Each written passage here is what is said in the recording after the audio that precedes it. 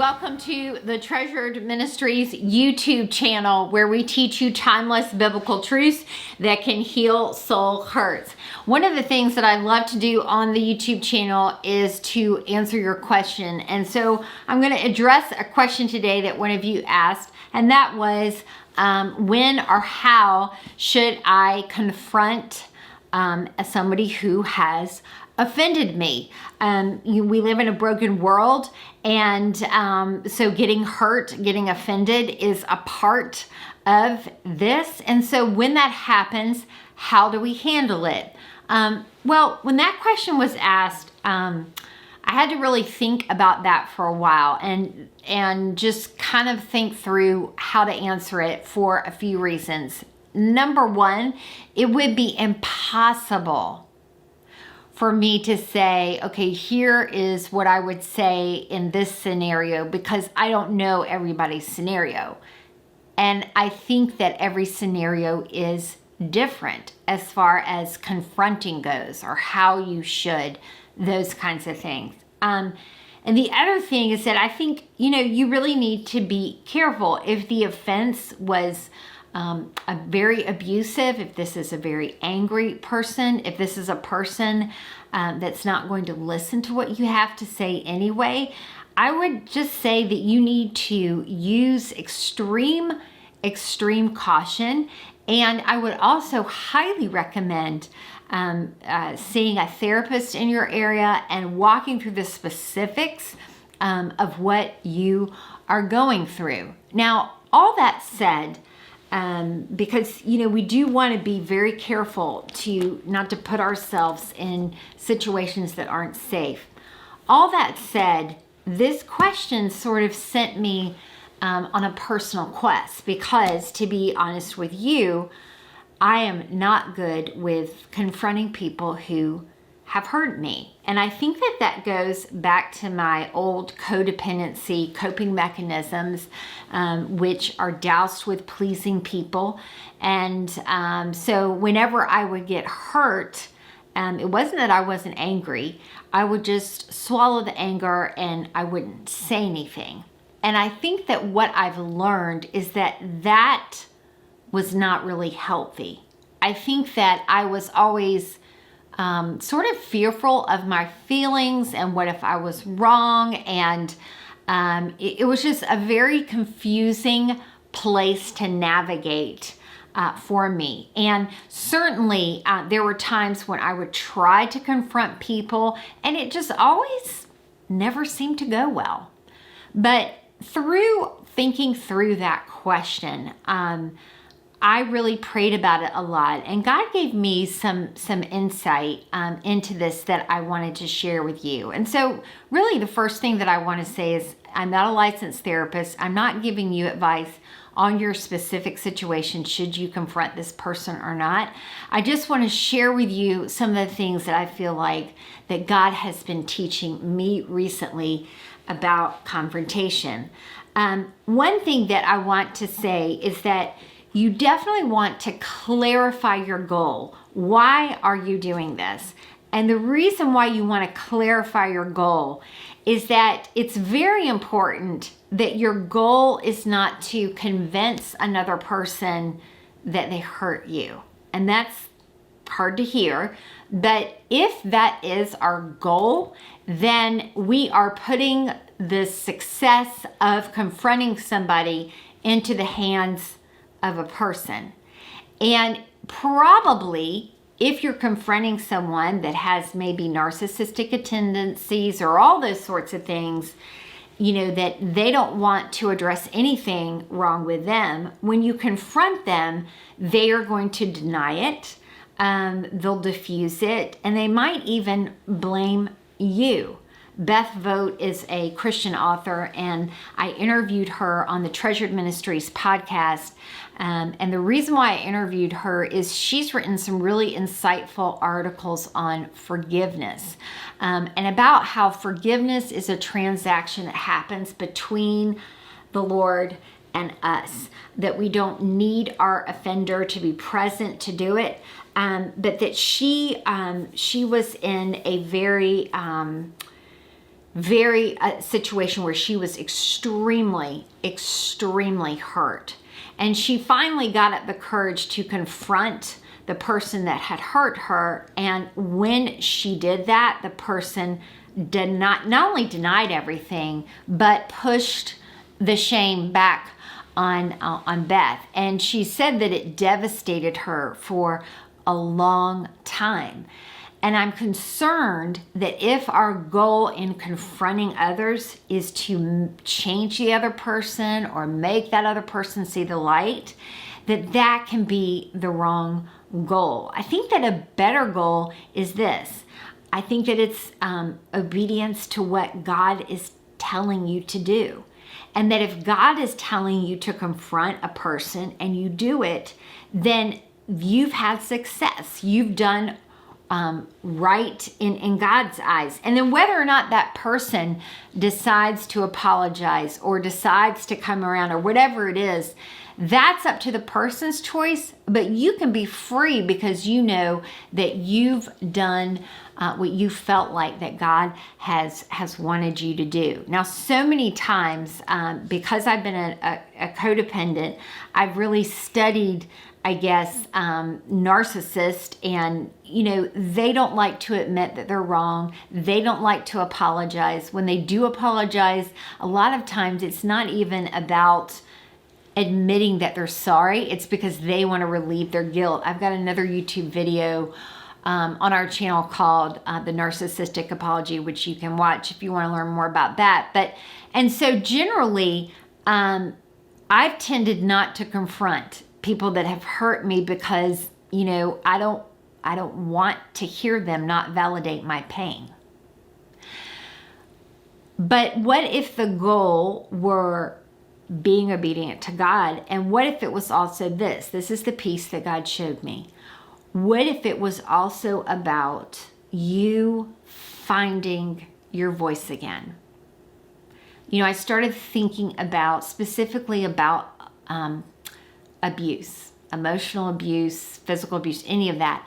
It thrives in silence. It thrives in shame. It thrives in you need to keep this quiet. And so the voice of the hurt often becomes quiet. What if, but let me back up, but in that quietness, the hurt becomes buried and you never really get a chance to give voice to the pain or even just to say, hey, what you said hurt. And sometimes that's when bitterness can grow. That's when the anger can grow in you. So what if the confronting was more about your benefit, your obedience to the Lord? What if it was more about you giving volume to your voice? And if that's the case, then you win every time, right? Because if you confront somebody and they say you're crazy or they gaslight you and they turn it around to be your fault, if it's for you to at least say what you said hurt me and I don't want to be quiet about it anymore, and then you can walk away knowing that you took that courageous step, then it's a win. Now, inside of this question that one of you asked me, I started thinking about a big hurt that happened in my life about 10 years ago. And it happened inside of church leadership. And because it was church leadership, I didn't really say anything. And I started thinking about this question. And I thought, if I am going to share this on YouTube, then with my Treasure Tribe group, then I need to do the same thing. I need to confront. I need to say, hey, what happened? It really hurt. It really carried a ginormous impact inside of my life. And so what I did, and here's another thing that I will recommend about confronting, writing letters, especially if you don't have a lot of experience confronting others, which, you know, I don't. It always seems to not go great. And sometimes if we grew up in an environment where when we did share our feelings were not validated, we just like stopped altogether because you kind of think, what's the use? And so it's almost like you have this muscle that is not really being exercised. And so when you first do it, right, like it's not going to be all pristine and you said all the right things, right? But I think that we have to kind of get over that. And I think that we have to start having hard conversations. And I think too, I think you need to be really discerning about who you have them with. There's some people that I would not confront, I would not have hard conversations with because it just there would not be any positive gain, right? I don't think that they would be opening to hearing anything. I don't have like a strong relationship with them, so I'm not going to have that. But, you know, like with my husband, I've started, you know, speaking up about when things hurt and being authentic, saying, you know what, this hurt me and it probably hurt me because this triggered this in me and blah, blah, blah. But at least, right? At least I didn't bottle it up. And the cool thing is that with people like my husband, who he loves me very much, then we could process it together. And then it doesn't become this big thing, right? It is out, it is in the light, and it diffuses the power that the enemy can have when we hide things. So back to this. So I started to write a letter. And I was like, you know what, I'm going to do this because I'm certainly not going to go on my YouTube channel, talk to my treasured tribe and say, you know, have courage to speak your voice, and then I don't do it. And I'm not going to go into, it's just like a short letter. I'm not going to go into like the details of it because I don't feel comfortable doing that. But I do want to read the last like 4 sentences. I said, ironically, your lack of support and how leadership treated me caused greater hurt than anything else in the entire experience. After much time counseling, care from other, and God's leadership, I am not only healed, I'm helping others with what I learned on my journey back to wholeness. I discovered a lot from that whole experience, and I am grateful.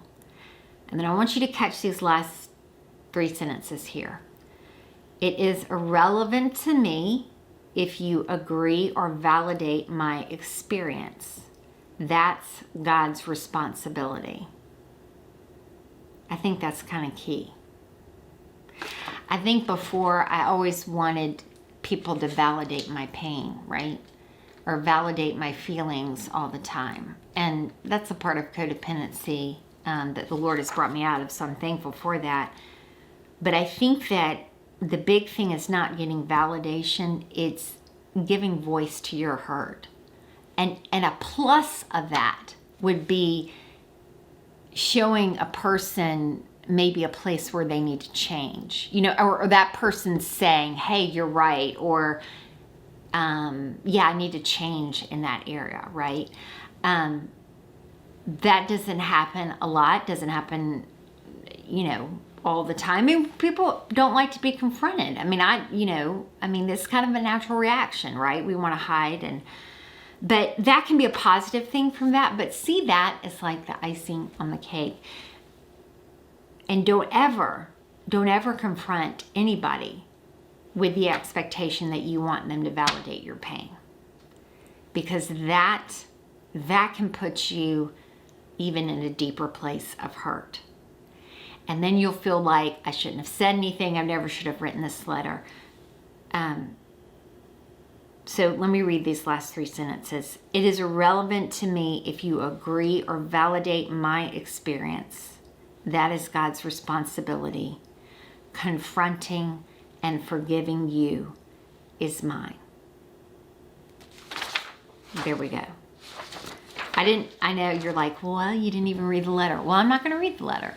There's parts of it I just don't feel like I need to read on YouTube. But my point in this is that it's really tough, right? It's really tough to confront.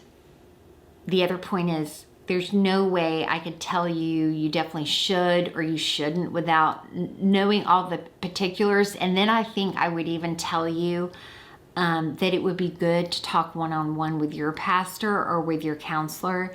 But I do see the benefit to confronting is about being obedient to God, and it's about, sharing your voice and giving volume to your voice. And it's much better for you to do that than to hold it in anger or to talk about it, right, with a bunch of people, right? That's much better.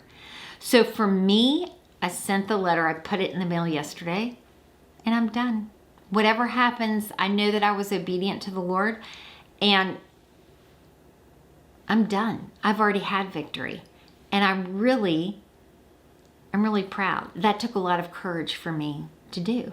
It took a lot of courage. So anyway, so those are just my thoughts on that. And I know that wasn't a direct answer. Sometimes I think that we want direct answers. And so much of what I see, the more I follow and walk with Jesus, is that there's just so much balance in everything. And certainly there are times in the Bible, like in Luke 17,